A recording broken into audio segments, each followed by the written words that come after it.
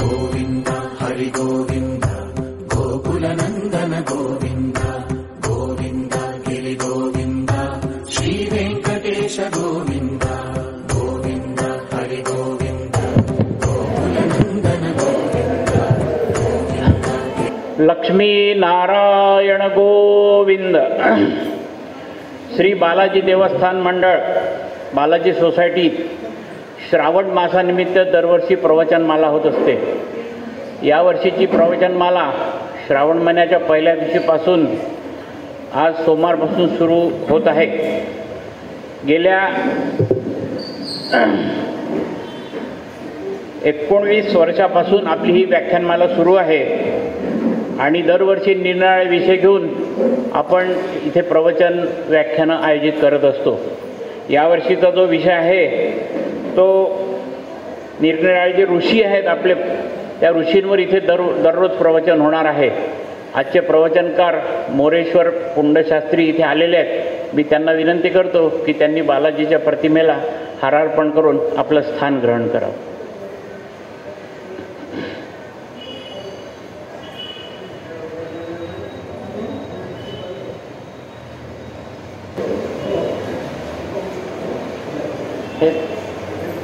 हे आणि ते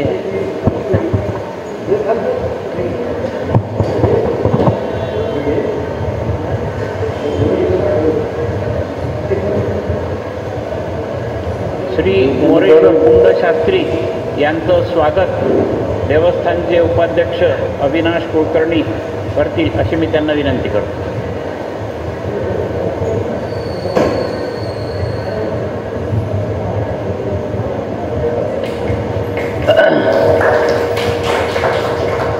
यावर्षी देवस्थाननी थोडासा निराळा प्रयोग केलेला आहे. पुष्पगुच्छच्याऐवजी एक झाड कुंडी असं आपण दिलेलं आहे. सर्व प्रवचनकाराला आपण ते देणार आहोत. पर्यावरणाचं सगळं संतुलन साधण्याचं या निमित्ताने सर्वांनी यापासून प्रेरणा घेऊन आपल्या इथे झाडं लावावे अशी सर्वांना विनंती करण्यात येते. या कार्यक्रमाचं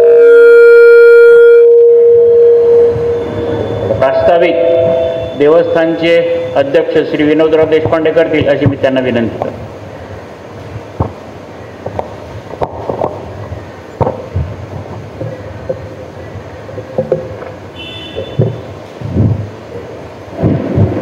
लक्ष्मी नारायण गोविंद. दरवर्षीप्रमाणे यावर्षीही आपण श्रावण मास व्याख्यानमाला आजपासून सुरू करतो आहे. श्रावण मासाच्या पहिल्या आठवड्यात किंवा पहिल्या फेजमध्ये आपण हा व्याख्यानमाला सुरू करत असतो. यावर्षी नेमकी पहिल्या दिवशीपासून व्याख्यानमाला सुरू होते आहे.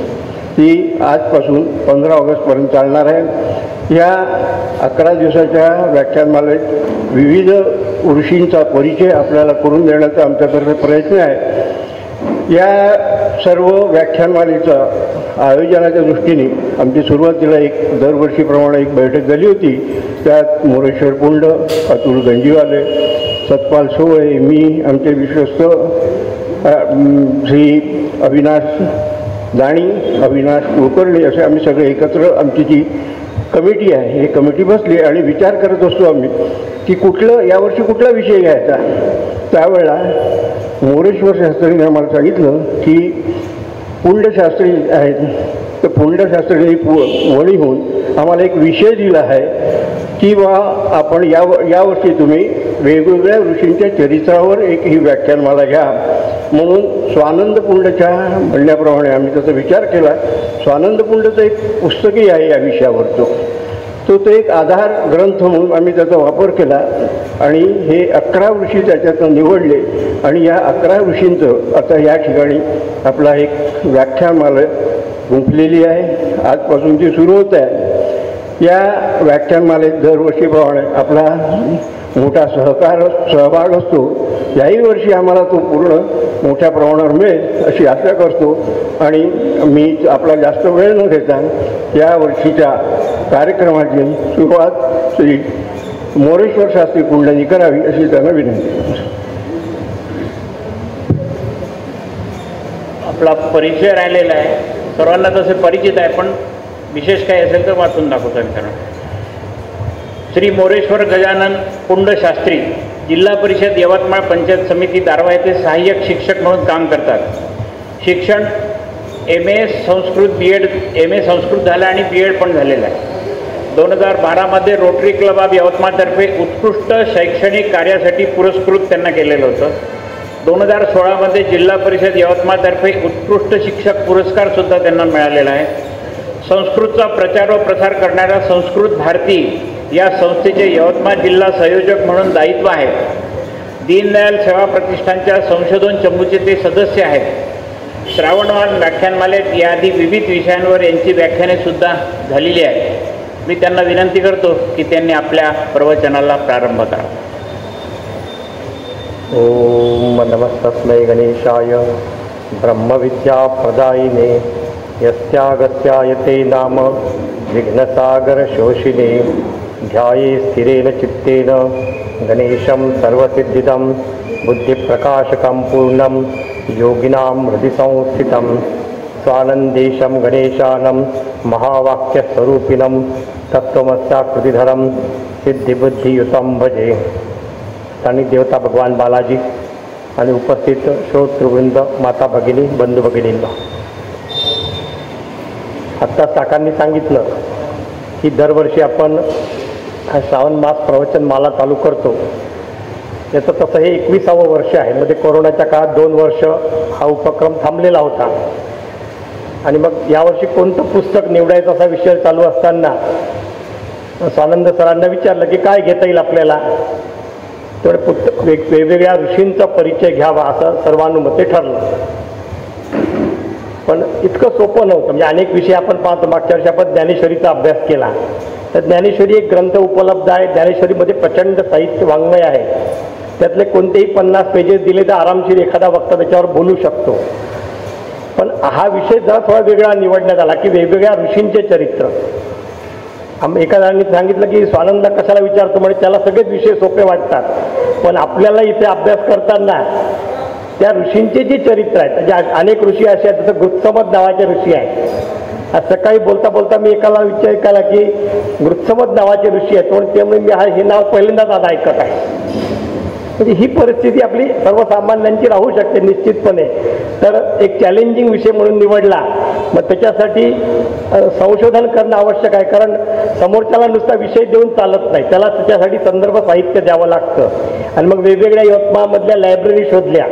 त्या लायब्ररीमध्ये विठ्ठल रुक्मिणी असेल, केशव स्मृती वाचनालय असेल, दाते कॉलेजची लायब्ररी असेल, या वेगवेगळ्या लायब्ररीमध्ये या संदर्भात काय काय साहित्य मिळतं आणि ज्याच्या संदर्भात ज्या ऋषींच्या संदर्भात जास्त साहित्य मिळेल असे 11 ऋषी सिलेक्ट केले. त्या पुस्तकामध्ये 20 ऋषींचं चरित्र आहे, पण त्यातले 11 ऋषी आपण घेतले. आणि काही काही ठिकाणी काही काही तर पुस्तकही मिळाले नाही काही काही ऋषींचे. तर जे जे संदर्भ साहित्य आहे त्याच्या भरोशावर वक्ते या ठिकाणी विषय मांडणार आहेत. तर हा महत्त्वाचा आहे. मग आपण सगळे पाहतो की आपल्याला आपल्या संस्कृतीबद्दल खूप अभिमान आहे, की आपण म्हणतो की भारतीय संस्कृतीसारखी जगात दुसरी संस्कृती नाही. आणि मग अनेक ग्रंथ, रामायण आहे, महाभारत आहे, गीता आहे, आपल्या सगळ्यांना माहिती आहे. पण एखाद्याला विचारलं की रामायणामध्ये नेमकं काय आहे, चरित्र असं काय, कथा सगळ्यांना माहीत आहे. पण कथा म्हणजेच रामायण आहे का?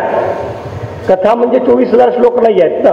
मग त्याच्यातलं जे तत्वज्ञान आहे, त्याच्यातलं जे बोध आहे, किंवा महाभारताचं घेता 1,00,000 श्लोकाचं महाभारत आहे. मग खरंच महाभारत आपल्याला किती माहीत आहे आणि महत्त्वाचं आहे. म्हणून आपल्याला आपल्या संस्कृतीचा अभिमान जरूर आहे, पण अभ्यास आहे का? अभिमान तर प्रचंड आहे आपल्याला, की आपण म्हणतो की नाही, इस धरती को स्वर्ग बनाया ऋषियों ने देकर बलिदान.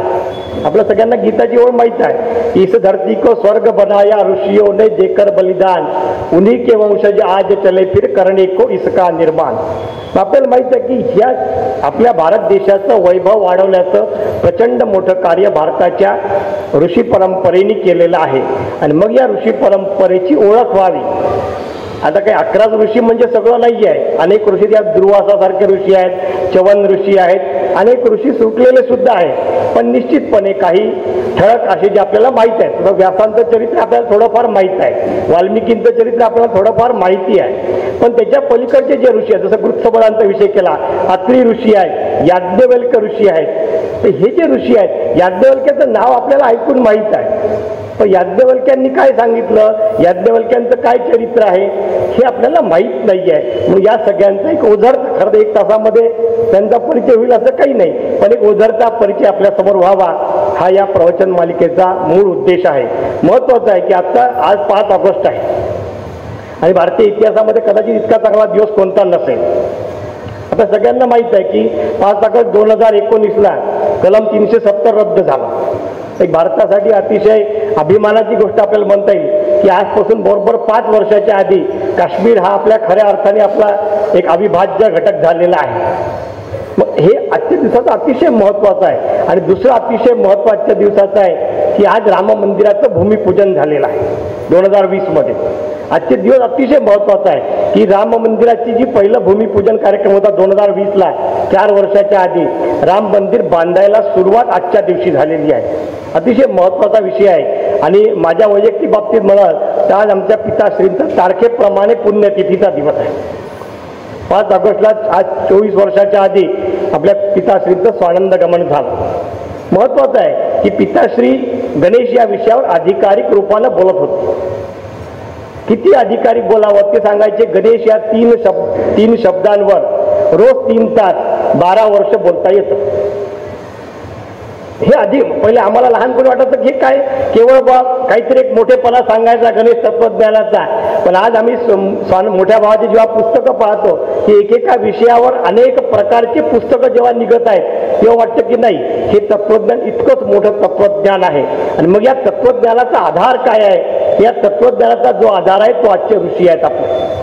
महत्त्वाचं आहे की ज्यांच्या मुद्दलावर हे बोलत होते की 21 रोज 12 वर्ष बोलता येतं, त्यांचं जे मुद्दल आहे महत्त्वाचं ते जे ऋषी आहेत ते आजचे ऋषी आहेत. कसे ऋषी आहेत आजचे, एक संवाद सांगतो तो ऐका. महत्त्वाचं आहे इंद्राचे देवदूत विमान घेऊन आलेले आहे. कल्पना करा बरं, स्वर्गात जायचं आहे, इंद्राचे देवदूत विमान घेऊन आलेलं आहे. आणि महर्षी म्हणतात की देवदूतांनो तुमचे कल्याण असो, आपण आलात शतशः धन्यवाद, मात्र आपण आपल्या विमानासह परत जाऊ शकता. आपण दिलेल्या स्वर्गाच्या निमंत्रणाचा मी स्वीकार करू शकत नाही. मला स्वर्गास येण्यास काहीही स्वारस्य नाही. आपणास प्रणाम, कृपया आपण परत जावे. स्वर्गाचं देवाचं इंद्राचं विमान आलेलं आहे. महर्षी मुद्गल म्हणतात आय एम नॉट इंटरेस्टेड, मी उत्सुक नाही आहे स्वर्गात यायला. म्हणजे मला गरज नाही स्वर्गात यायची. आपण जाऊ शकता. कदाचित भारताच्या किंवा जगाच्या इतिहासातला पहिला वीर असेल की स्वर्गाचं आमंत्रण नाकारणारे महर्षी. म्हणून महर्षी जे आहेत ते आजचे आपले विषय आहे. त्यांचं नाव आहे महर्षी मुद्गल. महत्त्वाचं आहे, महान गाणपत्य मुद्गल यांचं चरित्र आपण या ठिकाणी पाहणार आहे. सुरुवातीचा विचार करू आपण. त्यांच्या वडिलांचं नाव आहे अंगिरा. ब्रह्मदेवांनी जे मानसपुत्र तयार केले त्यांच्यातला अंगिरा नावाचे मानसपुत्र आहे. गृहस्थ आश्रम स्वीकारला. दक्ष प्रजापतीची जी कन्या आहे श्रुती तिच्यासोबत यांचं लग्न झालेलं आहे.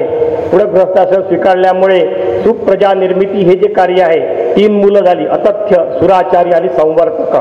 आणि मग सुप्रजा निर्मितीचं कार्य संपल्यानंतर मग ऋषींचं चरित्र जे आहे आत्ममुक्तीचा ध्यास लागला की स्वतःला मुक्ती मिळाली पाहिजे आणि मग आत्मज्ञान झालं पाहिजे. आणि ज्ञान मिळवणार असेल तर योग्य व्यक्तींकडून ज्ञान मिळवलं पाहिजे. म्हणून भगवान शंकराची तपश्चर्या चालू झाली. खरंच भगवान शंकराचं आहे की शंकर हे आदिगुरु आहेत. आपल्या ज्या अनेक गुरु परंपरा आहेत त्यावेळी सदाशिव समारंभ शंकराचार्य मध्यमम अस्मदाचार्य पर्यंतम वंदे गुरु परंपरा. ही शंकराचार्यापासून सुरू झालेली परंपरा, भगवान शंकरापासून सुरू झालेली परंपरा मध्ये शंकराचार्य आणि मग सध्याचे जे आचार्य आहेत अशा पद्धतीची ही परंपरा आहे. प्रचंड तपश्चर्या केली शंकराची, खूप तपश्चर्या केली. आता आपण म्हणतो शंकर भोळा साम वगैरे आहे ना, आपण सगळ्या शंकर भोळे आहेत, लवकर प्रसन्न होतात. तर लवकर बिवकर नाही, काही शेकडो वर्ष गेल्यानंतर ते लवकर प्रसन्न होतात. मग भगवान शंकर आशुतोष शंकर प्रसन्न झाले आणि भगवान म्हणतात हे यांनी म्हटलं वरम माग, म्हणून मला परम कैवल्य प्राप्ती झाली पाहिजे, परम मोक्षाचा अधिकार मिळाला पाहिजे आणि परमज्ञानाचा उपदेश आपण करावा. त्यामुळे परमज्ञानासाठी केवळ आणि केवळ गणराज कृपाधार हे आवश्यक आहे. परमज्ञान मिळत परम कैवल्य म्हणजे स्वानंद आणि परम कैवल्याची जर प्राप्ती करायची असेल तर गणेशाला शरण तुम्ही गेलं पाहिजे.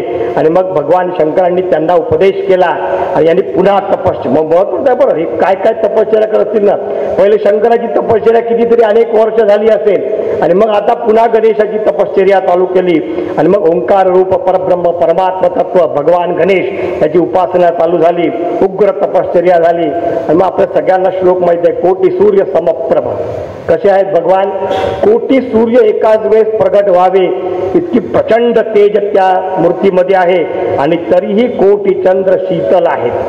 महत्वाचं आहे, कोटी सूर्य समप्रभ आणि कोटी चंद्र शीतल असं वर्णन आहे.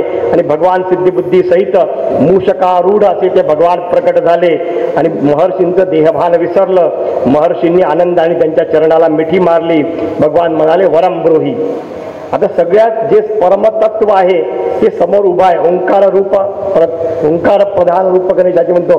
आता मिळवायचं काही राहिलेलंच नाहीये. याच्या पलीकडं हे शेवटचं बिंदू आहे. जसं एखादा स्पर्धक सीमारेषा पार केल्यानंतर आता धावत नाही, तो झालं, संपलं. आता अंतिम उद्दिष्ट प्राप्त झालं आहे. पण ते महर्षी आहेत, ते फक्त स्वतःचा विचार करत नाही, केवळ मला सुखी व्हायचं असं नाही आहे, तर जगाचा आत्मनो मोक्षार्थ जगत हितायच ही जी भूमिका आहे की आपल्या कृपेने आशीर्वाद मागतात, आपल्या कृपेने आपल्यासारखाच पुत्र जन्माला यावा. म्हणजे माझं तर कल्याण झालेलंच आहे, पण आता जगाचं कल्याणही झालं पाहिजे, हा महत्वाचा उद्देश आहे. अज्ञानी लोकांना आत्मज्ञान देणारी आणि गणेश धर्माचा पताका फडकवणारे पुत्र व्हावे असा वरदान मागितलं. भगवान म्हणतात तथास्तु. आणि मग महर्षी वापस आले आणि बराच काळ गेला. महर्षी आपल्या आश्रमामध्ये आहेत आणि एक दिवशी अचानक प्रचंड असा विजेचा कडकडाट व्हावा, प्रचंड अग्निलोट यावा, याप्रमाणे प्रचंड आवाज झाला, प्रचंड तेज प्रकट झालं. महर्षींना वाटलं की बहुतेक तळीचा घात आहे, प्रचंड वीज पडत आहे आणि आपला आता अंतिम समय जवळ आलेला आहे, क्षणात सगळं संपून जाणार आहे अशी अवस्था प्राप्त झाली. आणि अंतिमच क्षणाची तयारी करण्यासाठी गजानन यांनी चालू केलं. तेवढ्यात तो जो तेज होता त्याने एक दंडगोल आकार प्राप्त केला आणि त्या दंडगोलाने पुढे भगवंताच्या हातात एक शस्त्र असतं मुद्गर नावाचं, त्या शस्त्राचा आकार त्याला प्राप्त झाला. आणि मग यांना अर्थबोध झाला की मीच तुझ्या जन्माला येणार आहे. आणि मग रोमांचित झाले. सगळे जे सात्विक भाव असतात, अष्टसात्विक भाव ते जागृत झाले. कारण भगवंताची जी आयुध आहे, आपण म्हणतो की भगवंताच्या हातामध्ये शंख आहे, चक्र आहे, गदा आहे, हे भगवंताची हत्यारं हे भगवंतापेक्षा वेगळे नाही आहेत. महत्वाचं, एखादा सोनार मूर्ती तयार करतो, ते गणेशही सोन्याचाच आहे आणि त्याच्या हातातलं हत्यारही सोन्याचंच आहे. ते अभिन्न आहे की हत्यार म्हणजे वेगळं सोनं नाही आहे. तर ज्याप्रमाणे आयुध हे एकाच वस्तूपासून तयार केले जातात, त्याच वस्तूपासून मूर्ती तयार होते, त्याच वस्तूपासून आयुध तयार होतात, त्याप्रमाणे ते जे भगवंताचं आयुध आहे मुद्गर नावाचं, तेच आयुध अवतार रूपात प्रकट झालेलं आहे. आणि आकाशवाणी झाली, गणराज कृपेवरून त्यांच्याच मुद्गर शस्त्राने मानवी देह धारण केलेला आहे. आणि या मुद्गराचं कार्य काय, तर समस्त कठीण आणि टणक वस्तूंना फोडण्यासाठी ज्याप्रमाणे मुद्गराचा वापर होतो, त्याप्रमाणे दुष्टशास्त्रांना, विकृत सिद्धांतांना, अशास्त्रीय मार्गांना चूर करण्यासाठी हा मुद्गर अवतार याचा झालेला आहे. हे बालक महान गाणपत्य होणार आहे. गणेश संप्रदायामध्ये जितके काही महान ऋषी झाले त्यांच्यामध्ये अधिकारी पुरुष होणार आहे आणि त्रेतायुगाचे आचार्य अशी यांची ख्याती असेल आणि विश्ववंद्य होईल. गणेश संप्रदायाचा जीर्णोद्धार करतील. आणि सगळ्यात महत्त्वाचं कार्य जे आहे, दक्ष प्रजापतीला जो भेद झाला आहे, बुद्धी त्याचा भ्रंश झाला आहे, त्याची बुद्धी त्यांची नष्ट झालेली आहे. त्यांना महान गणेश तत्वज्ञानाचा उपदेश करून मुद्गल पुराणाची रचना हे बालक करील अशा प्रकारे आकाशवाणी झाली. आणि महर्षी अक्षरशः आनंदाने नाचू लागले. प्रचंड आनंद झाला महर्षींना आणि त्यांनी देवी श्रुतीस हाक मारली. आणि अनेक वेळा आपण म्हणतो की बालक पहिला ध्वनी कोणता म्हणतो, तर बालक पहिला ध्वनी आई आई म्हणतो. आता महत्वाचं आहे की बालकाला जे वारंवार ऐकू येते ते बालक बोलतं. मुद्गलांनी पहिला शब्द उच्चारला गजानन. म्हणजे सुरुवातच तिथून आहे की पहिल्या शब्दापासून, तर कारण त्या गणेशाचाच अवतार असल्यामुळं पहिला शब्द बालक गजानन उच्चारते. नाव आहे मुद्गल. महत्वाचं आहे, मुद शब्दाचा आनंद आहे व्यावहारिक आनंद, सुख, प्रापंचिक समाधान. याला ज्यांनी गल म्हणजे गिळून टाकलेले आहे या सगळ्या गोष्टी ज्यांनी पचवून टाकलेल्या आहे असा जो आहे तो मुद्गल आहे. मुद शब्दाचा अर्थ मदन असा सुद्धा आहे. म्हणजे सर्व विकार जे आहे, कामवासना आहे, यंदा ज्यांनी आत्मसात केलेला आहे, गिळून टाकलेला आहे, ते तत्वज्ञान म्हणजे मुद्गल. मुद म्हणजे अहंकार, मुद म्हणजे विकार, आणि विकारांना ज्यांनी जिंकलेला आहे ते ऋषी म्हणजे मुद्गल ऋषी. आणि सगळ्यात शेवटचा महत्वाचा अर्थ मुद म्हणजे आनंद, आणि गल म्हणजे ओसंडून वाहणे. ज्यांच्याजवळ आनंद ओसंडू इतका आनंद आहे, पण म्हणतो की जे आतमध्ये आहे तेच बाहेर येणार आहे. जे तत्व आतमध्ये भरलेलं आहे आणि ओतप्रोत आनंद ज्यांच्यामध्ये भरलेला आहे आणि इतका भरलेला आहे की तो आनंद आता ओसंडून वाहत आहे, ही जी भूमिका आहे त्या शब्दाच्या तत्वज्ञानाचा अर्थ मुद्गल असा आहे. आणि म्हणून बाळाचं नाव ठेवलं मुद्गल. आणि महत्वाचं आहे की 5व्या वर्षीच उपनयन संस्कार झाले. आता महत्वाचं आहे की गुरुद्वारे अध्ययन आवश्यक आहे. आता मुद्गल जर अवतारी पुरुष आहे तर मुद्गलाला पुन्हा गुरुजवळ ज्ञान घेण्याची काय आवश्यकता आहे? ते स्वयंभू तत्व आहे ना.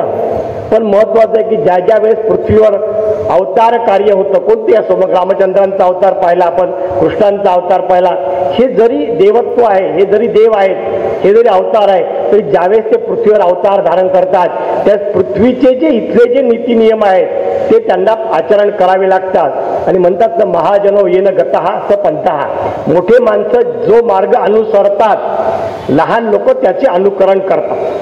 महत्वाचं आहे, मोठ्यांनीच जर सगळ्या विधी सोडून दिले, मोठ्यांनीच जर स्नानसंध्याधिक कर्म सोडून दिली, तर म्हणजे एवढे मोठे महाराज असून तेच तर करत नाही, ही जी आपली ओरड असते. म्हणून मोठ्यांवर जास्त मोठी जबाबदारी असते. म्हणून मोठ्यांनाही सगळे नियम पाळणं आवश्यक असतात. आणि म्हणून महत्वाचं आहे की महर्षींच्या जो आता महर्षी अंगिरास वडील आहेत, आणि जे वडील आहे गायत्री मंत्र देणारे जे आहेत ते पहिले गुरु असतात. कारण गायत्र्या परो मंत्र, हा गायत्रीपेक्षा कोणताही श्रेष्ठ मंत्र नाही आहे. मग गायत्री मंत्र जो प्रदान करतो ते गुरुतत्व आहे. आणि मग म्हणून त्यांचं अध्ययन सुरू झालं. मग सगळ्या प्रकारचं अध्ययन घरीच झालं. महत्वाचं आहे की जुन्या काळामध्ये विद्यार्थी घरीच शिकत होते आणि वडील विद्यार्थ्यांना शिकवत होते. आज काळ असा आहे की वडिलांचा विद्यार्थी बसतच नाही. अशा काळात आपण आलेलो आहे आणि घरच्यांना काही शिकवता येत नाही अशी मुलांची ठाम समजूत झालेली आहे. हे अनुभव आपण असेल प्रत्येक, काही जणांचा अनुभव कदाचित वेगळा असू शकतो, पण निश्चितपणे. आणि मग महर्षींचं अध्ययन पूर्ण झालं आणि मग महर्षी गृहस्थाश्रमात प्रवेश करायचा. आता महत्वाचं आहे की इतक्या अधिकारी पुरुषाला पत्नी पण तशीच पाहिजे की नाही. महर्षींचं जे आहे महत्वाचं आहे की मुद्गलासारख्या अधिकारी पुरुषाला पत्नी तशीच पाहिजे. पत्नी सहाय्यक ठरावी, किमान पत्नी असहकारिणी ठरू नये. महत्वाचं आहे यांचं जे कार्य आहे त्या कार्यामध्ये कदाचित पत्नी बाधक ठरू नये. 36 गुण नाही जुळले तरी चालतील, पण 36चा आकडा नसावा. ही जी भूमिका आहे ही महत्वाची आहे.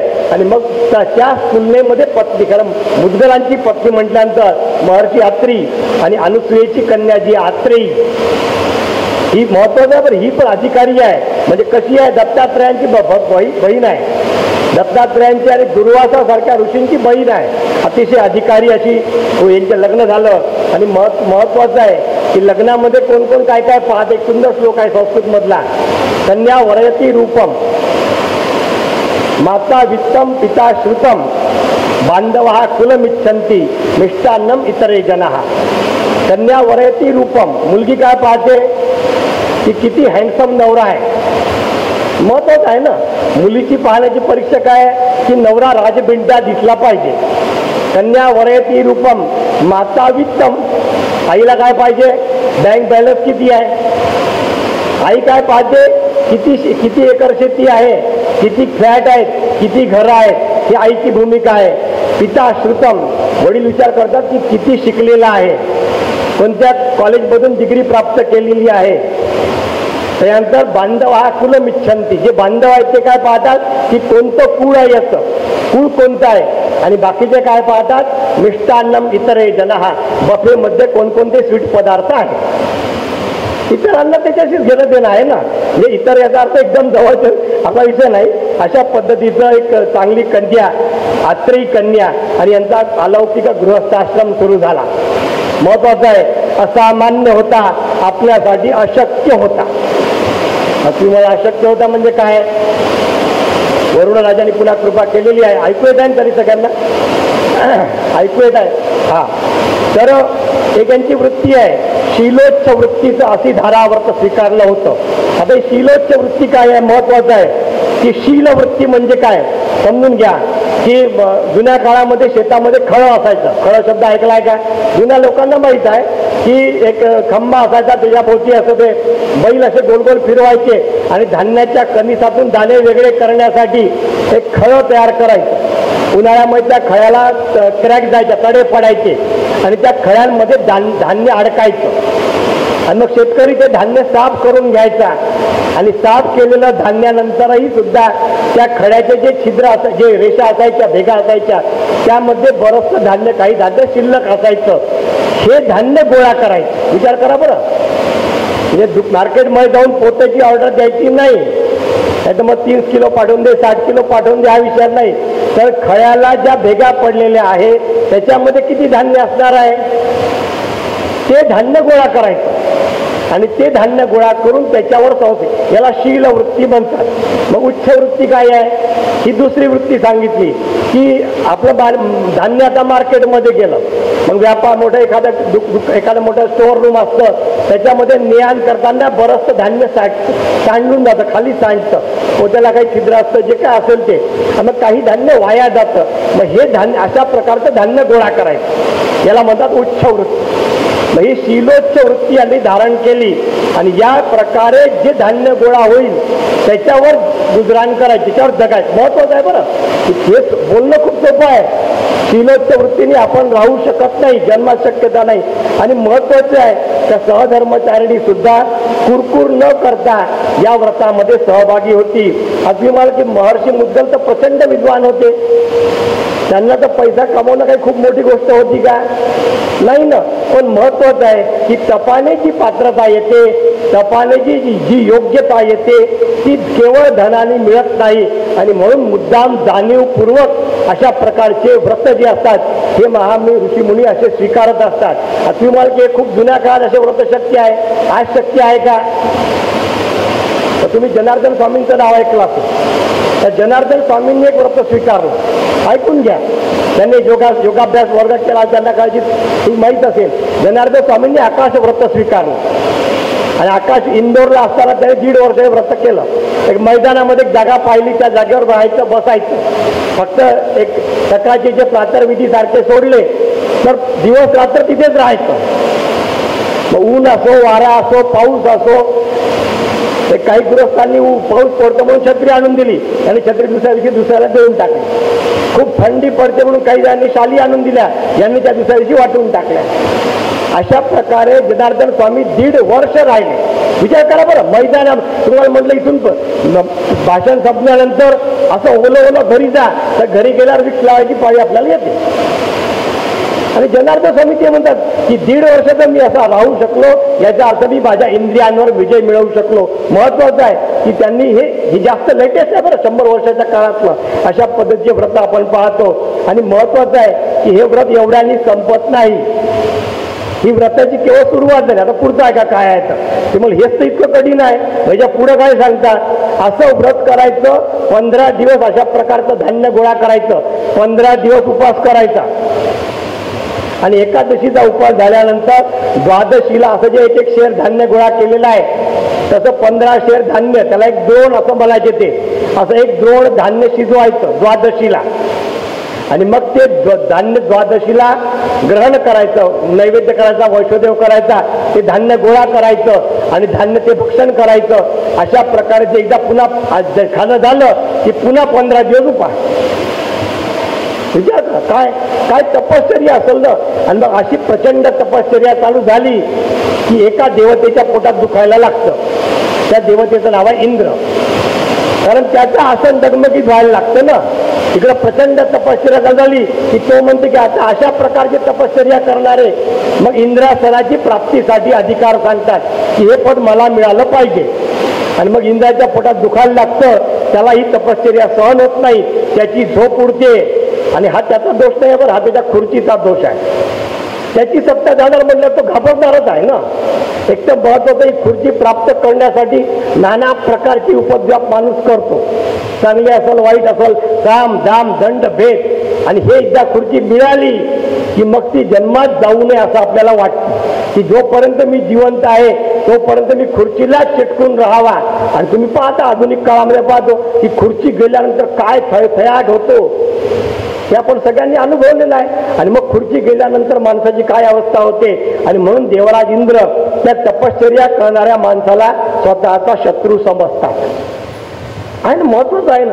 आणि मग त्याची तपश्चर्या भली चांगल्या गोष्टीसाठी चालू असेल पण याला वाटते तो शत्रू आहे. आता तुम्ही मला इंद्राचं तुम्ही वाईट मग त्या कधी अप्सरा पाठवतात कधी नाना प्रकारचे कृत्या पाठवतात. मग तुम्ही मला इंद्र असं इतका वाईट देव आहे का तर नाही. ही सकारात्मक बाजू पण आहे. आता हे तपश्चर्या केल्यानंतर यांना काय मिळणार. स्वर्गाची प्राप्ती होणार वैकुंठाची प्राप्ती होणार कैलासाची प्राप्ती होणार. मग कोणी उठला सुटला चालला कैलासामध्ये कोणी उठला सुटला चालला वैकुंठामध्ये. काम क्रोधाधिक जे हे आहेत रोग त्याच्या पलीकडे हा जीव गेलेला आहे का हे टेस्टिंग असते यांचं. म्हणजे अप्सरा पाठवतात की खरंच यांनी कामाला जिंकलं आहे का की नुसत्याच गोष्टी करत आहे. आणि म्हणून इंद्रासनाचं जे आहे इंद्राचं जे कार्य आहे की स्वर्गात येणारा जो जीव आहे तो तितका शुद्ध आणि पवित्र आहे का. आणि मग त्यांना टेस्ट करण्यासाठी अशा प्रकारची अप्सरांची नियुक्ती किंवा वेगवेगळ्या प्रकारची परीक्षा भगवान इंद्र पाहत असतात. आणि महत्वाचं आहे की कोणालाही सहजासहजी स्वर्गामध्ये प्रवेश न मिळावा ही त्यामागची भूमिका आहे. आता मुद्गलांची परीक्षा पाहायची आहे. मुद्गल असामान्य व्यक्तिमत्व आहे प्रचंड अधिकारी पुरुष आहे तर त्यांची परीक्षा पाहणाराही तसाच लागेल की नाही. मी विचार केला की कोण मुद्गलांची परीक्षा पाहू शकतो. आणि तेवढ्याच एका महर्षींचं त्या ठिकाणी आगमन झालं.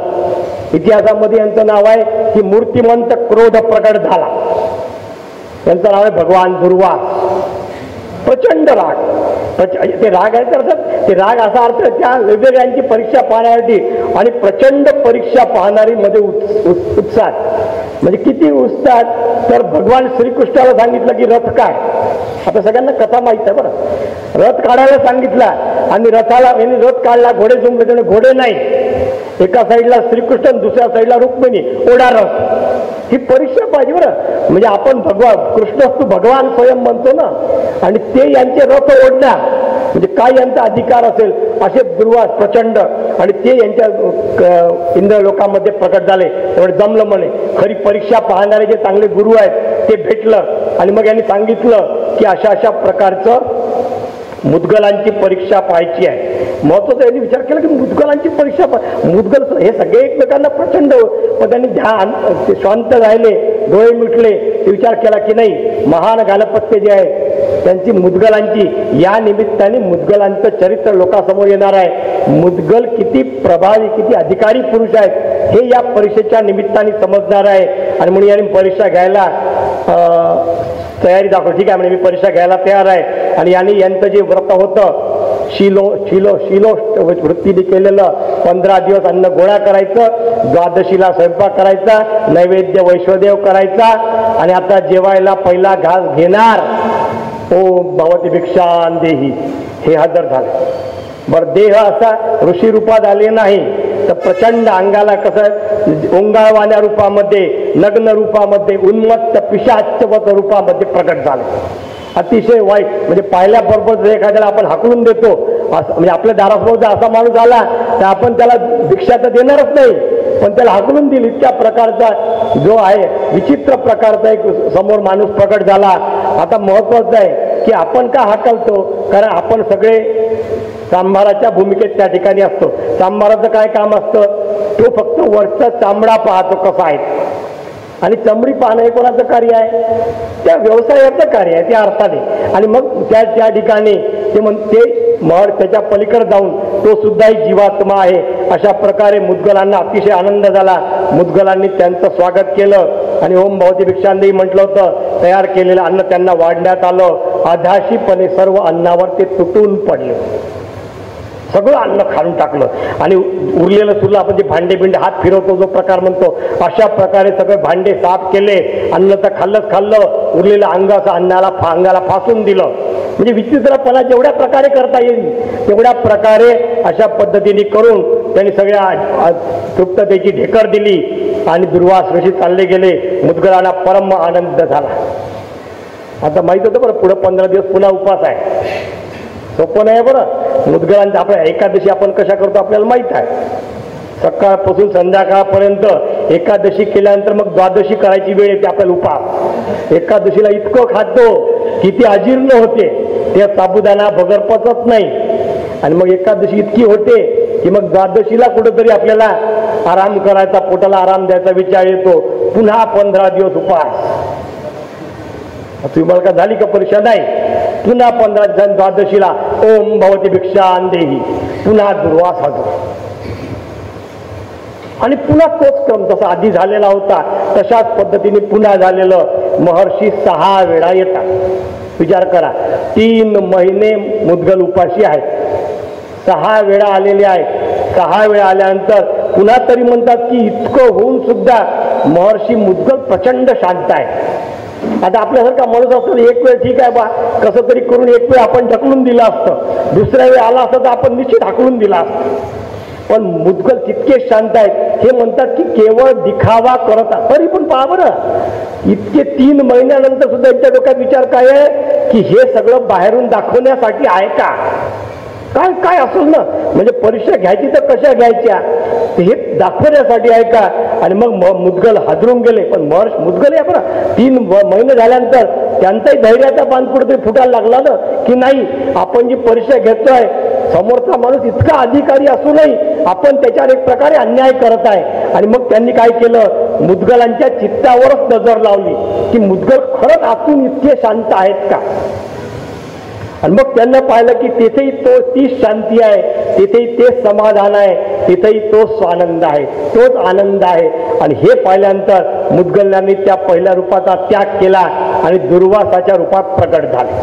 आता महत्वाचं दुर्वास यांचे साळे आहे बरं, सालेसाहेब आहे. कारण दुर्वासाची जी बहीण आहे आत्रेयी, तिच्याशी यांचं लग्न झालं आहे. आणि जावयाची परीक्षा पाहणारे ऋषी महत्वाचं आहे. जावयाची इतकी कठोर परीक्षा पाहत, आपण जावई म्हटलं का फुलासारखे जपणारे आपली परंपरा, आणि मग जावयाची इतकी कठोर परीक्षा. पण मुदगलांची ती परीक्षा पाहिली आणि मग त्यांनी अद्भुत वरदान दिलं. महत्वाचं आहे बरं, आपण विश्वामित्रांच्या चरित्रातही ते पाहणार आहे. विश्वामित्रांनी प्रचंड तपश्चर्या हरिश्चंद्राची पाहिली आणि तेवढेच मोठे वरदानही देऊन टाकले. आणि मग यांना वरदान दिलं की अद्भुत दान जे आहे, तुमच्या अद्भुत दानाने मी प्रसन्न झालेलो आहे, तुमचे दाने प्रसन्न झाले आहे आणि तुम्ही सदैव स्वर्गाला जाल. महत्वाचं आहे बरं, ताबड सदैव स्वर्गाला. हा जो तुमचा देह आहे, याच देहाने तुम्ही डायरेक्ट स्वर्गाला जाल.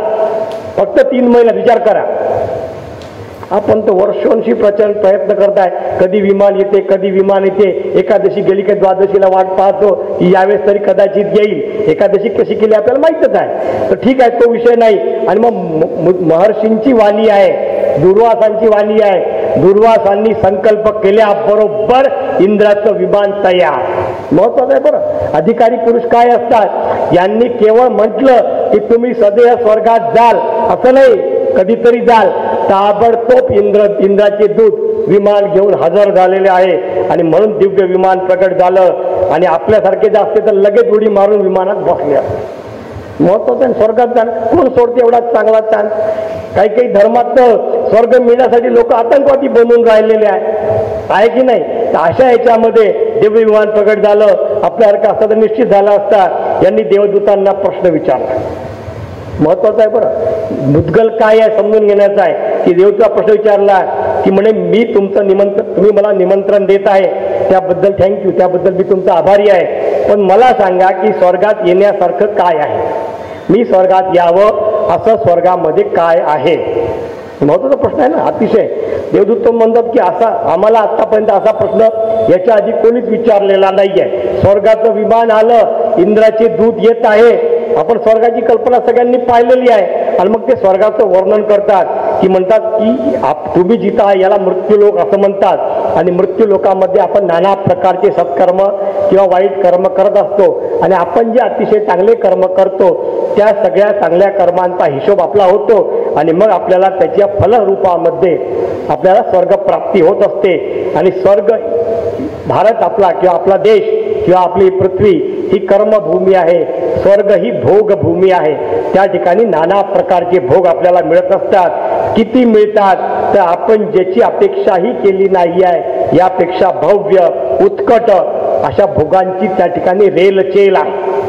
महत्वाचं आहे. किती भोग मिळतात आपण ज्याची कल्पनाही केली नाही आहे असे भोग आपल्याला मिळतात. हे भोग भोगण्यासाठी आपल्याला दिव्य देह मिळतो. म्हणजे स्वर्गात गेल्यानंतर डायबिटीस आपला राहत नाही. महत्वाचं आहे. स्वर्गात गेल्यानंतर कोणालाही बीपीची गोळी घ्यायचा प्रॉब्लेम नाही.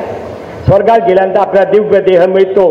कोणतेही आजार आपल्याला राहत नाही, कोणतीही व्याधी आपल्याला राहत नाही, आपल्या शरीराचा घाम येत नाही, आपल्याला सर्दी होत नाही, कोणत्याही प्रकारचा बिमारी आपल्याला होत नाही. कारण ते दिव्य भोग भोगण्यासाठी भगवंतांनी केलेली ती शरीराची आपल्या रचना आहे. तो दिव्य देह आपल्याला मिळतो. स्वर्गात अति उष्णताही नाही आहे, अति शीतलताही नाही आहे. अमृता समान दिव्य पेय आपल्याला प्यायला मिळतं. कामधेनूंची खिल्लारं आहेत, कल्पवृक्षांची अरण्ये आहेत. कल्पवृक्ष शब्द ऐकला ना. कल्पवृक्ष म्हणजे असा वृक्ष की ज्याच्या झाडाखाली बसल्यानंतर आपल्याला पाहिजे ते मिळतं. आता एक माणूस असा होता, जंगलामध्ये जात होता, एका झाडाखाली सहज फिरता फिरता चालता चालता बसला, थकला होता. विचार केला की आता मला चांगलं थंडगार पाणी मिळालं तर काय मजा येईल. आता योगायोगान त्याच्या योगायोगान तो कल्पवृक्ष होता. लगेच एक सुंदर थंडगार पाण्याचा बाग त्यासमोर हजर झाला. त्याला वाटलं बरं जमलं, मस्त मजा आली. मग थोड्या वेळाने विचारला की आता चांगलं जर सुंदर जेवण मला मिळालं तर काय आनंद होईल. लगेच एक टेबल तयार, त्या टेबलावर मस्त पंचपक्वान्नाचं भोजन वगैरे मनसोक्त जेवण केलं आणि मग तृप्तीची ढेकर दिली. आता म्हणे छान बिछाना जर इथं असेल तर काय मजा येईल. लगेच बिछाना तयार आणि मस्त मऊ मऊ नाजूक चांगला बिछाना, मस्त झाडाकडं पाठ डोकं टेकवून उशिवर झोपलेला आहे. आता पुढं माणसाचा विचार कसा असतो, आपण चांगले विचार करतो आणि वाईट विचार करतो. लगेच त्या डोक्यावर विचारायला या झाडावर एखादं भूत तर असेल नाही का. आता ते कल्पवृक्षच आहे. लगेच भूत तयार. पुढचा याचा प्रश्न, हे भूत मला खाणार तर नाही ना. संपला विषय. कल्पवृक्ष असून फायदा नाही आहे. आपल्या डोक्यामध्ये किती सकारात्मक विचार आहे ते त्या ठिकाणी महत्वाचं आहे. आणि सगळ्यात महत्वाचं आहे की दिव्य अप्सरांची नृत्य सुद्धा तिथं आपल्याला पाहायला मिळतात. गंधर्वांचे गायन पाहायला मिळतो आणि इंद्रांचा प्रत्यक्ष सहवास आपल्याला पाहायला मिळतो. हे सगळ्या प्रकारचे जे जे आपल्याला भव्य आणि उदात्त आहे अशा सगळ्या गोष्टी स्वर्गात आहे. त्यामुळे आपण स्वर्गात न जाण्याचा विचार सुद्धा करू शकत नाही. आता मुद्गल दुसरा प्रश्न विचारतात.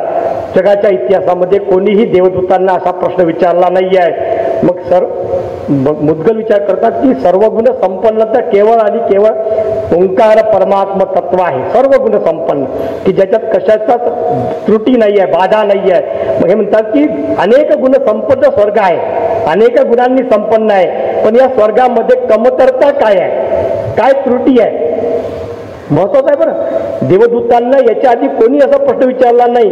ते म्हणतात की आम्ही आतापर्यंत असा विचारच केला नाही की स्वर्गामध्ये सुद्धा काही त्रुटी असतील, काही दोष असतील. आणि मग ते विचार करतात देवदूत. ते म्हणतात ठीक आहे आम्ही विचार करून सांगतो. ते म्हणतो हो स्वर्गामध्ये 3 दोष आहेत.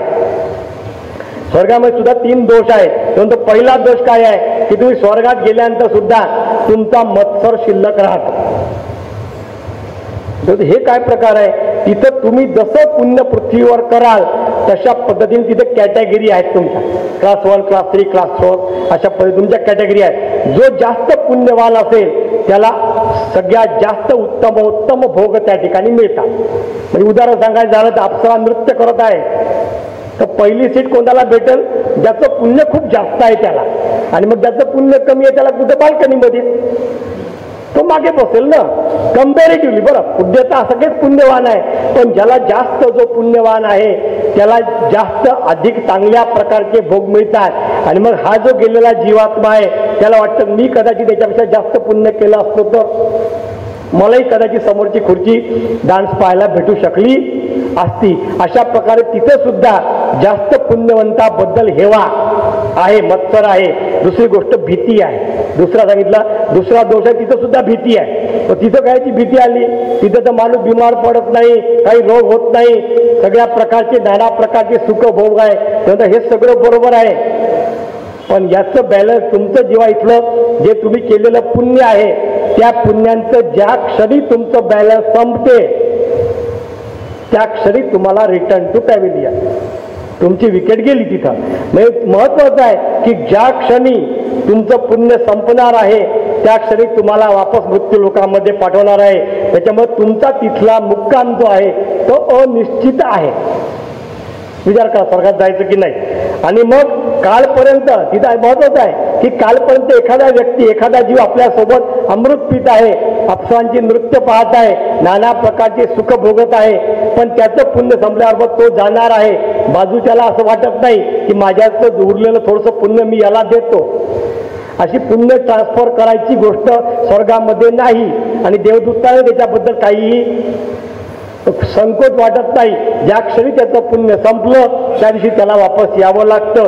म्हणून तिथलं जे हे आहे, तिथला जो निवास आहे तो परमनंट नाही आहे, तो टेम्पररी आहे. म्हणजे हे अनेक वर्ष, अनेक 100-200 वर्ष 500 वर्ष राहू शकेल, पण त्याच्यानंतर त्याला कुठंतरी जीवात्म्याला वापसच यावं लागतं. आणि स्वर्गाचा तिसरा मोठा दोष आहे की स्वर्गामध्ये कर्माचा अधिकार नाही. तिथं पुण्य मिळवता येत नाही. की आता मग चांगलं पुण्य भेटत आहे, मी अजून 3 घंटे सकाळी चांगली स्नान संध्या करतो, जप तप करतो, अजून मुक्काम माझा वाढवून घेतो, एक्सटेन्शन मिळवतो. एक्सटेन्शन मिळत नाही. स्वर्गामध्ये तुम्हाला स्नान संध्या जप तप हे काहीही करायचा अधिकार नाही. व्याख्यान मला घेऊ शकत नाही आपण पुण्य कमवायसाठी. हे महत्वाचं आहे की तिथं त्याचं काही अधिकार नाही. आणि मग एक तर त्या ठिकाणी ते पुण्य करायची इच्छाच होत नाही, आणि जरी इच्छा झाली तरी तिथं त्याचं फळ मिळत नाही.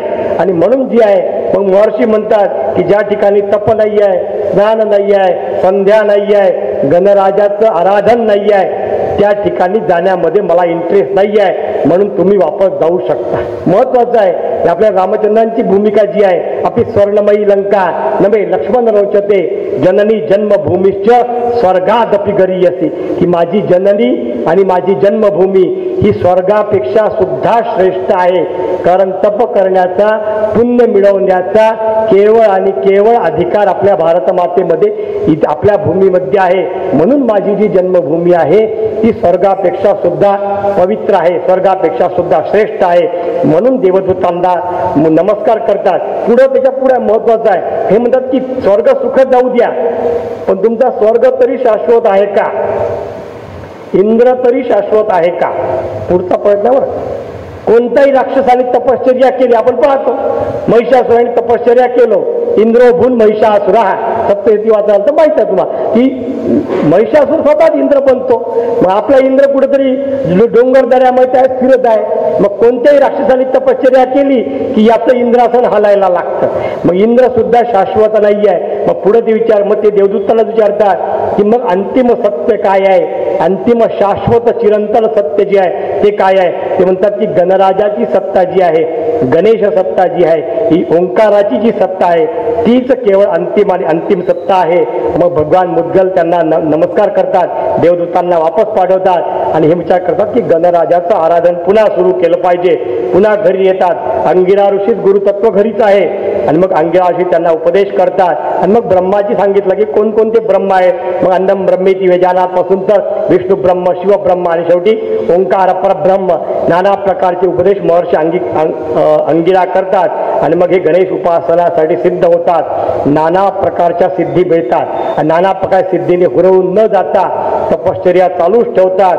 आणि तपश्चर्या चालल्यानंतर परब्रह्म परमात्मा तत्व भगवान गणेश मूर्तिमंत रूपामध्ये मुद्गलांच्या समोर प्रगट होतं. आणि मग ते सांगतात की तू आता ग्रंथ रचना केली पाहिजे. तुझ्या ग्रंथामध्ये माझं सर्वोच्च ज्ञान सिद्धांत असतात की तुझ्या ग्रंथाचं ते अंगीकारल्याशिवाय कोणालाही अंतिम कैवल्य प्राप्ती होणार नाही. अशा नाना प्रकारचे वरदान देतात. आणि मग आपले जे महर्षी आहेत ते आपल्या विदर्भाचे, महत्वाचं की अनेक ऋषी जे आहेत, गृत्समद ऋषी आपल्या कळमचे आहेत.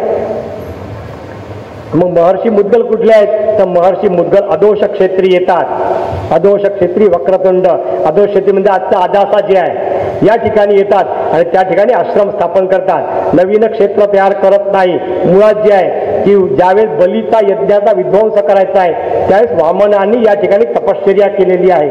आणि मग या ठिकाणी बलियज्ञासाठी महर्षी वामनांनी गणेशोपासना केली. त्या ठिकाणी प्रचंड मोठा जवळ एक 10-12 फुटाची गणेश मूर्ती आहे. आणि त्या ठिकाणी मुद्गल येतात. त्या ठिकाणी त्यांनी ग्रंथ रचना चालू करतात. त्या ठिकाणी तपश्चर्या करतात. आणि मग अनेक ग्रंथ लिहिले आहेत. मौद्गलादेश असा ग्रंथ आहे, ज्ञान मौद्गल ग्रंथ आहे, योगगीता आहे. मग गणेश संप्रदायाचे अनेक सिद्धांत सिंदूर लावल्याशिवाय गणेशाची उपासना करू नये. योमाम भजती मूढात्मा सिंदूरम धारणम विना नाहम ददामी सिद्धीम च कुर्या विघ्नम च पीडनम. सिंदूर लावल्याशिवाय गणपतीची उपासना करू नये. गणपतीला कधीही तुळशी वाहू नये. जितक्या अट्टहासाने सांगितलं की पायात चप्पल जरी असेल तरी तुळशी काढली तरी चालते मूर्तीवरची. इतकं गणपतीला तुळशी आपण ज्या मंदिरात बसलोय इथं तुळशीचे कितीही हार घातले तरी काही प्रॉब्लेम नाही. पण गणेश तत्व त्याचं सांगितलंय की गणेशाला तुळशी वाहू नये. कारण मुळात तुळशी आणि दुर्वा यांचे जे आयुर्वेदिक गुणधर्म आहेत ते प्रचंड एकमेकाच्या भिन्न आहे. म्हणून तुळशी वर्ज सांगितली आहे अशा प्रकारचे उपदेश करतात. त्यांचे अनेक शिष्य तयार, भृशंडी, हेरंड, दत्तात्रय, मीननाथ, संवर्तक, कपिल, आज्ञा अशा अनेक सिद्ध तयार होतात. आणि नंतरच्या काळामध्ये गणेश संप्रदायाचा प्रचार आणि प्रसार त्या ठिकाणी केला जातो. एक छोटीशी कथा आहे. भानुनगर नावाचं कर्नाटकात गाव असतं. त्या ठिकाणी श्रीवल्लभ नावाचा राजा आहे. त्याच्या पत्नीचं नाव कमला आहे. त्यांना एक मुलगा होतो. तो जन्मजात आंधळा, मुका, बहिरा, कुष्ठरोगी अशा प्रकारचा आहे. आणि मग त्या राजाला राग येतो. मुलाला आणि बायकोला दोघांना हाकलून देतो. ही आपल्या विदर्भ देशामध्ये कुंडिनपूरला आपल्याला जिथं प्रसिद्ध आहे त्या ठिकाणी येते. त्या शिवमंदिरामध्ये ती बालक ठेवते आणि भिक्षा मागण्यासाठी येते. मुदगलांचा काय अधिकार असेल ना, मुदगलच्या मंदिराच्या जवळून जातात. मुदगलांच्या अंगावर गेलेल्या वायूच्या स्पर्शाने ते बालक रोगमुक्त होतं. काय महत्वाचं आहे ना, केवळ त्याच्या वायूच्या स्पर्शाने रोग. किंवा असे जर महर्षी आज भेटले तर आपल्याला तर कोणती बिमारी राहणार नाही. महत्वाचं आहे असे महर्षी भेटणं आजच्या काळात थोडं दुर्मिळ झालेलं आहे. कारण आपण कलियुगामध्ये राहत आहे. आणि मग तो दक्ष नावाचा राजपुत्र आहे. दक्ष प्रजापती पुन्हा वेगळा विषय आहे बरं. तो मुदगलांना शरण येतो. तो पुढे विदर्भाचा राजा होतो आणि महर्षी मुदगल विदर्भाचे राजगुरू बनतात. त्याच्यानंतर महत्वाचं आहे की एक दुसरी कथा आहे छोटीशी ती सांगणार. आणि आपण वेळ कारण 8:30ची जी आपल्याला या व्याख्यानमालेने खूप चांगली सवय लावून दिली आहे की जास्त ताणायचं नाही, वक्त्यांची श्रोत्यांची परीक्षा पाहायची नाही. हे या व्याख्यानमालेचं एक सूत्र आहे. त्याच्यामुळे तरी 2-4-5 मिनिटं होऊ शकतात पुढे मागं. स्वर्गात समारंभ चालू होता आणि दक्ष प्रजापतीचं आगमन झालं आणि सर्व देव उभे राहिले. पण ब्रह्मा, विष्णू, महेश काही स्थानावरून उठले नाही. दक्ष प्रजापतीला प्रचंड राग आला. दक्ष प्रजापती म्हणजे शंकर ज्यांचे जावई आहे, महत्वाचं आहे बरं पुन्हा. आणि मग त्यांनी यज्ञ केला. त्याचं नाव बृहस्पती संयज्ञ. आणि या यज्ञामध्ये मुद्दाम शंकराला निमंत्रण दिलं नाही. आता शंकरासारखे अधिकारी जावई भेटल्याने सुद्धा त्यांना यज्ञात न बोलवणारे दक्ष प्रजापती अधिकारीच होते बरं. महत्वाचं आहे. आणि मग नारदांनी सांगितलं की माहेरीच तर जायचं आहे, कशाला निमंत्रणाची गरज आहे. आणि पार्वतीला पटलं, ते सतीला पटलं. सती मग ठीक आहे जायला काही हरकत नाही. सती गेली त्या दक्ष यज्ञ मंडपात गेली. तिचा आणि शंकराचा अपमान झाला. आणि मग ती सुद्धा स्वाभिमानी स्त्री होती. तिने स्वतःला यज्ञकुंडामध्ये झोकून दिलं. आता ही बातमी कळली महाराजांना. हे बसले होते शांत हिमालयामध्ये. शंकराला वार्ता कळली आणि मग त्यांचं तांडव नृत्य, प्रचंड राग आला. मूर्तिमंत राग ना, म्हणजे शेवटची जी सत्ता असते की जे जगाचं बॅलन्सिंग करणे आणि पृथ्वीला बॅलन्सिंग करण्यासाठी नष्ट करणे सगळं, ही जी सत्ता आहे. आणि मग महत्वाचं आहे की तांडव केल्यानंतर त्यांनी आपले केस जमिनीवर आपटले आणि त्यांचा सेनापती वीरभद्र प्रकट झाला आणि ऑर्डर झाली दक्ष यज्ञ विध्वंस करून टाका. आणि शिवसेना तर काही प्रमाणात शिवसेना पुढे गेलीच होती. शिवसेना म्हणजे ती शिवसेना, शंकराची सेना म्हणून शिवसेना. आणि मग ती पुढे गेलीच होती. हे महाराज सेनापती मागून गेले आणि आज्ञेनुसार अनेक ऋषी मुनी, सगळे त्या अतिथी, सगळे देवता प्रचंड, कोणाचे हात तुटले, कोणाचे पाय तुटले, अनेक जण मृत्युमुखी पडले. दक्षाचं मस्तक त्या वीरभद्राने कापून टाकलं आणि यज्ञकुंडामध्ये टाकून दिलं. आता दक्ष प्रजापती सुद्धा अधिकारी पुरुष होता बरं. महत्वाचं आहे की दक्षाचा विध्वंस झाला, यज्ञ सगळा संपला. पण दक्ष सुद्धा अतिशय अधिकारी पुरुष आहे. त्याच्याशिवाय सुद्धा कार्य काम अडणार आहे. मग सगळ्यांनी शंकराला प्रार्थना केली. मग आपण बळीचा बकरा म्हणतो, बळीसाठी ठेवलेला बकरा होता, त्याचं मस्तक कापलं आणि दक्षाच्या धडावर बसवलं. असं मला की बकऱ्याचं मस्तक माणसाच्या मस्तकाच्या बसू, ही जी रूपकार्थक जी कथा असते की नाही, या पुराण कथा रूपकार्थक आहे. ज्यांना संस्कृतचं थोडंसं जरी ज्ञान आहे. अस्मत् सर्वनामाचं बकऱ्याचं काय ते, बकरा काय करतो, मे मे मे करतो आहे की नाही. अस्मत् सर्वनाम पा चतुर्थीचं रूप काय आहे, मय्यम मे आवाभ्याम नो अस्मभ्यम न. हा मे चतुर्थीचं पहिलं रूप आहे. मे म्हणजे मला. आणि मग षष्टीचं रूप आहे मम मे आवयो हो नऊ अस्माकम नहा, म्हणजे माझे.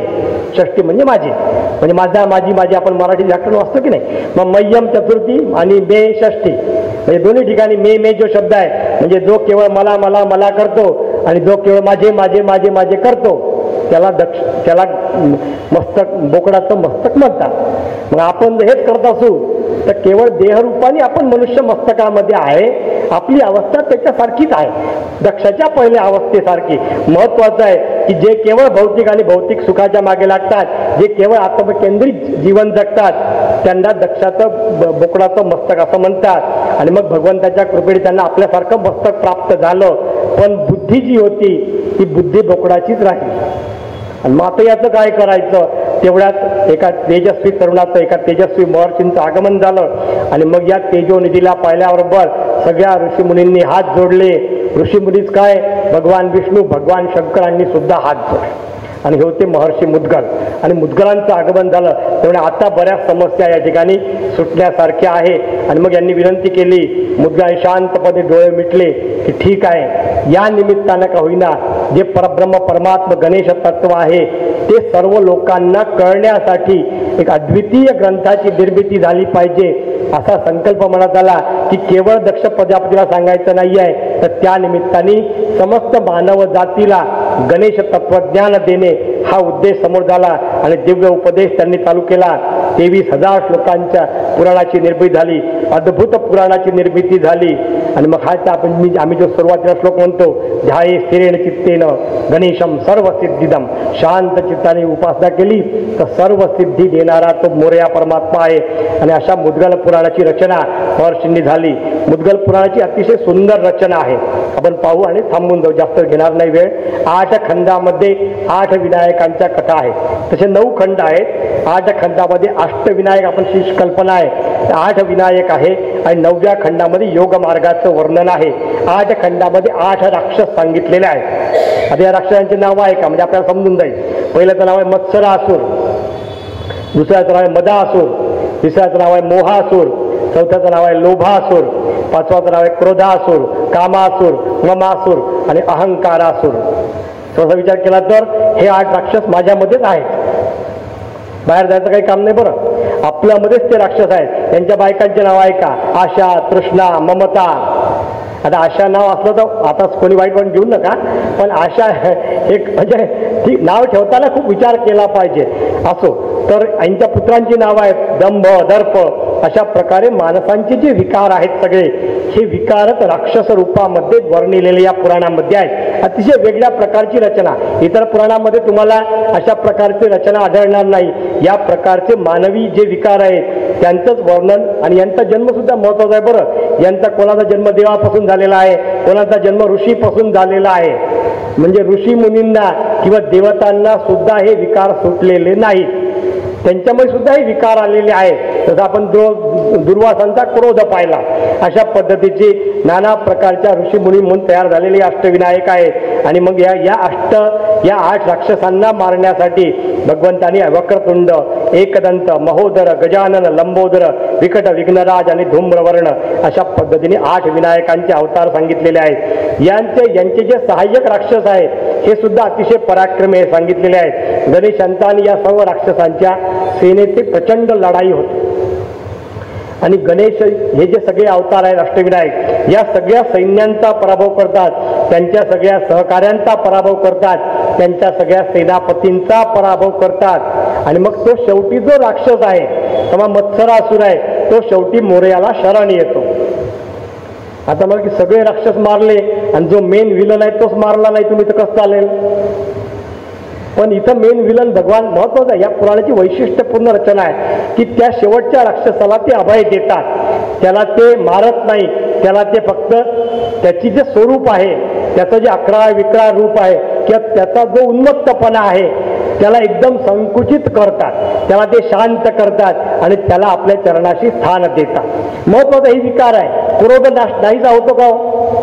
विचार करा ना, क्रोध.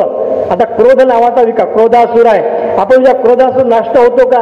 किंवा चहामध्ये साखर जास्त होऊ द्यावर किती राग येतो आहे ना. छोट्या छोट्या गोष्टीमध्ये आपण रागवतो की नाही. मग क्रोधासुर नष्ट होत नसतात, हे विकार नष्ट होत नसतात.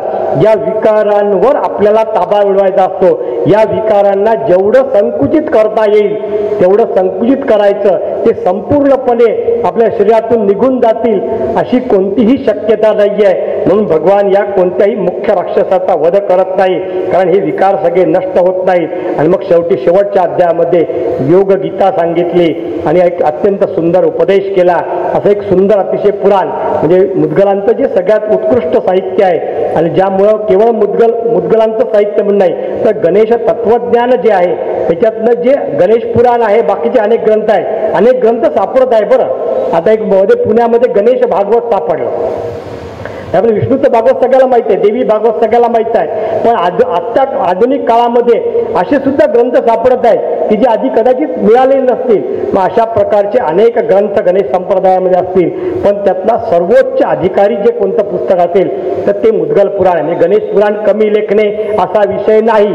गणेश पुराणामध्ये भगवंताची सगुण साकार लीला सांगितली आहे आणि मुद्गल पुराण निर्गुण निराकार परब्रह्म परमात्मा गणेश तत्वाचा उल्लेख करतं. हा या दोन पुराणातला बेसिक फरक आहे. दोनही पुराणं आपापल्या ठिकाणी श्रेष्ठच आहेत, पण जर गणेशाची अंतिम सत्ता समजून घ्यायची असेल आणि ज्याप्रमाणे माऊली म्हणतात देवा तूच गणेशू, जे ओंकार तत्वाची समजून असेल तर मुद्गलांना शरण जाण्याशिवाय आपल्याला तरणोपाय नाही.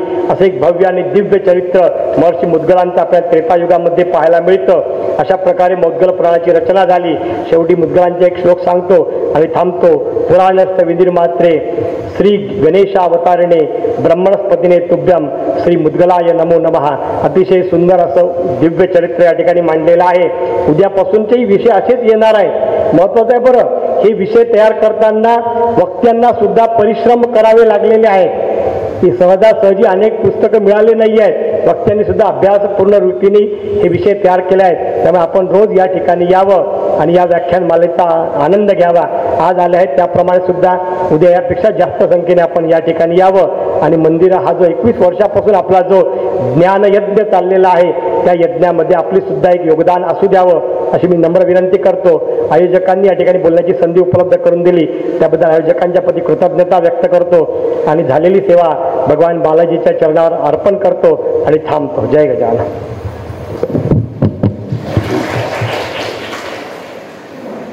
स्वर्गसुखाची प्राप्ती होऊन सुद्धा जिथे माझ्या गणरायाची आराधना मला करता येत नाही तो स्वर्ग काय कामाचा म्हणून स्वर्गसुख नाकारणारे महर्षी मुद्गल यांचे संपूर्ण चरित्र आणि त्यांचं गणेश तत्त्वज्ञान हे मोरेश्वर पुंड शास्त्री यांनी आपल्याला सुंदर अशा शब्दामध्ये इथे समजावून सांगितलेलं आहे. आताच त्यांनी सांगितलं की आम्हाला किती अभ्यास करायला किती त्रास होतो, पुस्तकं उपलब्ध होत नाही.